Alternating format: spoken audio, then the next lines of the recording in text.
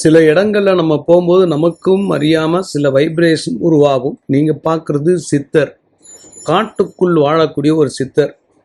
இவர் உடம்பை தனித்தனியாக பிரித்து வைத்து அப்படியே சேர்க்கக்கூடிய சித்து விளையாட்டில் சிறந்து விளங்கக்கூடிய ஒரு ஐயா. புத்துக்குள்ளே இருக்கிறதா ஒரு ஐதீகம். கிட்டத்தட்ட 9 அடி புத்துக்குள்ளே பாண்டிச்சேரி பக்கத்தில் இருக்கார் ஐயா. இவரை போய் வணங்கிறது, இவரை நினைக்கிறது எல்லாமே தெய்வ செயல். சித்தர்கள் நினச்சா மனிதனுடைய வாழ்க்கையை நிமிடத்தில் மாற்றி விடுவார்கள். சில இடங்களில் நம்மளுடைய கால் பாதம் படணும். காலுக்கு அவ்வளோ வேல்யூ உண்டாம்.